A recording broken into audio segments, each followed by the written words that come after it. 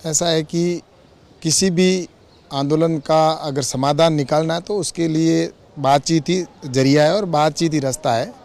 तो मैं तो यही कह सकता हूँ कि भारत की सरकार है और निरंतर प्रयास कर रही है, और आज भी जैसा कि सदन के अंदर भी कहा कि हम सदन के अंदर भी बात करने के लिए तैयार हैं और सदन के बाहर भी। तो इसलिए मैं सोचता हूँ कि किसी भी विषय को जिद पर न अड़के और हमें किसी डिसीजन की ओर जाना चाहिए, क्योंकि आज देश के अंदर जिस तरह से किसान हैं, वो कई किसान हैं जो इस बिल का समर्थन कर रहे हैं, और कहीं जहाँ बॉर्डर के ऊपर बैठे किसान इस बिल का जिस तरह से विरोध कर रहे हैं। लेकिन हमें कोई ना कोई एक रास्ता तो ढूंढना होगा जिस जगह पर जाकर हम फैसले की ओर बढ़ सकें। तो मेरा तो यही आग्रह है यूनियन के नेताओं से कि ये जो बिल है वो किसान के हित के बिल है,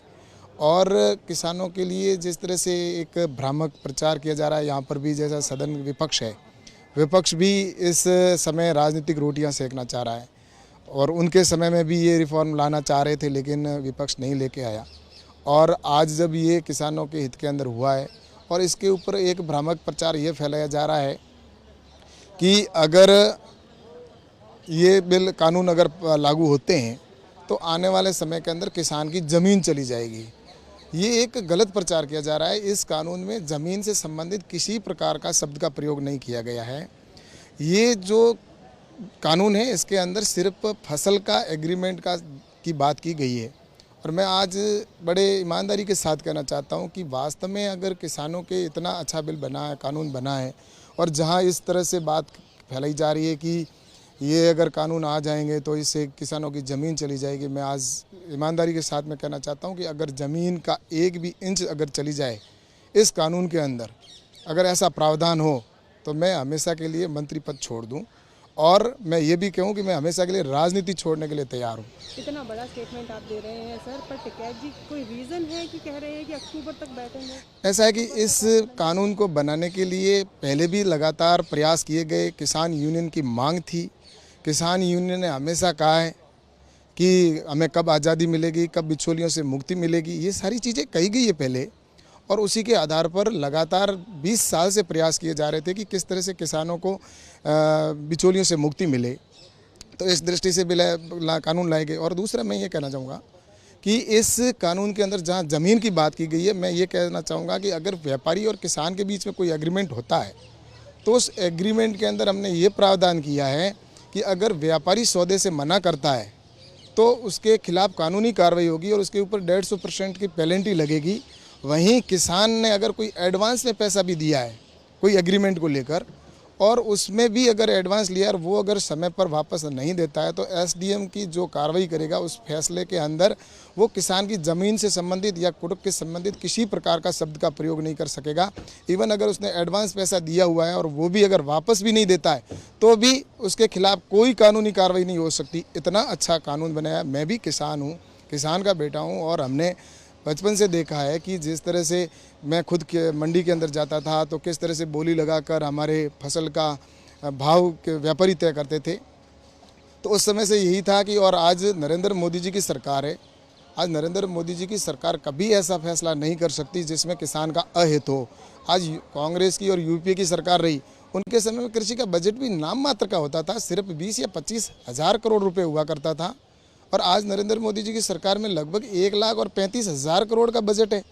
तो इससे साफ जाहिर होता है एमएसपी को 1.5 गुना किया है तो नरेंद्र मोदी जी की सरकार ने किया है। लेकिन विपक्ष सिर्फ राजनीति कर रहा है। विपक्ष ने अगर 60 साल में अगर इन्होंने शासन किया और अगर उन्होंने किसान के हित के फैसले लिए होते तो किसान को आज इस तरह से नौबत नहीं आती। नरेंद्र मोदी जी की सरकार को ये फैसले इसलिए करने पड़ रहे हैं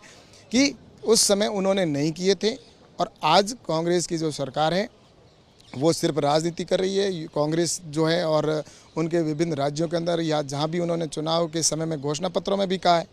वो अपने वादों से मुकर रहे हैं। या तो वो उस समय झूठे थे या अभी झूठे। और राहुल गांधी जी ने स्वयं ने कहा है, कई बार अपने उद्बोधन में कहा है, सदन के अंदर कहा है कि मंडी के अंदर नए रिफॉर्म होने चाहिए, मंडी के बाहर भी किसान बेच सकता है अपने उत्पादन को, क्यों नहीं बेच सकता, ये सारी चीज़ें कही। तो ये आज देश की जनता समझ चुकी है, और निश्चित रूप से मैं कह सकता हूं कि किसान यूनियन के नेता हैं वो भी इस बात को समझेंगे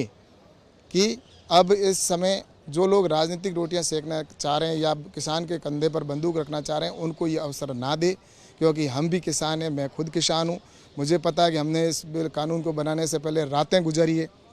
और किस तरह से इसके अंदर ये किया गया कि किसी प्रकार से किसान का अहित नहीं हो। जहां इस कानून से ये साफ जाहिर होता है कि अगर व्यापारी सौदे से मना करता है तो उसके खिलाफ कानूनी कार्रवाई होगी और किसान अगर सौदे से मना करता है तो उसके खिलाफ कोई कानूनी कार्रवाई नहीं होगी, वो कहीं पर भी अपने उत्पादन को बेच सकता है। तो इससे बड़ा क्या हो सकता है सरकार किसान के लिए। कह रहे हैं कि अक्टूबर तक तो कम से कम ये आंदोलन जारी रहेगा।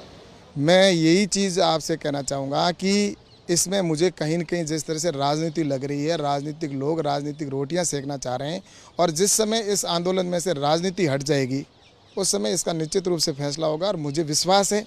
कि यूनियन के जो नेता हैं वो इस बात को समझेंगे। अब 2.5 महीने हो चुके हैं, आज कोरोना का समय है। कोरोना के इस समय में जिस तरह से देखते हैं कि कई तरह की बीमारियां फैल रही है और उस अवसर के अंदर जो लोग राजनीतिक रोटियां सेकना चाह रहे हैं उनको अवसर ये यूनियन के नेता नहीं देंगे और अगली जो वार्ता होगी उस वार्ता के अंदर निश्चित रूप से मैं कह सकता हूं कि जो किसान भाई आएंगे वो एक पॉजिटिव सोच के साथ में आएगी कि हमें एक फैसले की ओर जाना है। तो भारत सरकार तो हमेशा 2 कदम आगे बढ़ाकर उनके साथ खड़ी है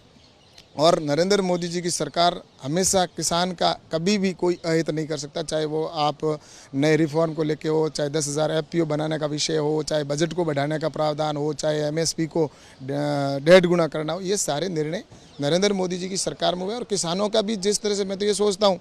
कि मांगा भी उसी से जाता है जो करता है। कांग्रेस की सरकार ने 60 साल कुछ किया नहीं, इसलिए उनके समय में ऐसा कुछ हुआ नहीं, लेकिन नरेंद्र मोदी जी की सरकार है जो लगातार काम कर रही है और इसीलिए उनको उम्मीद है और निश्चित रूप से नरेंद्र मोदी जी की सरकार है वो उनके जो भी इशू है उनके लिए बात सुनने के लिए तैयार है और मोदी जी की सरकार निश्चित रूप से इस एक समाधान की ओर निश्चित रूप से 2 कदम आगे बढ़कर उनके साथ खड़ी है कि किसानों का किस तरह से हित हो। तो मैं सोचता हूँ कि ये वार्ता के लिए हमने तो आज भी कहा है और सदन के अंदर भी कह दिया, हमारे माननीय तोमर साहब ने भी स्पष्ट कहा है कि इस किसी भी प्रकार की अगर कोई शंका है समाधान है तो उसके लिए भारत सरकार तैयार है। हम तो वार्ता के लिए पहले से ही 12 दौर की वार्ता हो चुकी है और जैसे ही अगर और हमारे पास में आएगा तो निश्चित रूप से वार्ता करने के लिए तो हम हमेशा तैयार है, चाहे सदन हो चाहे बाहर।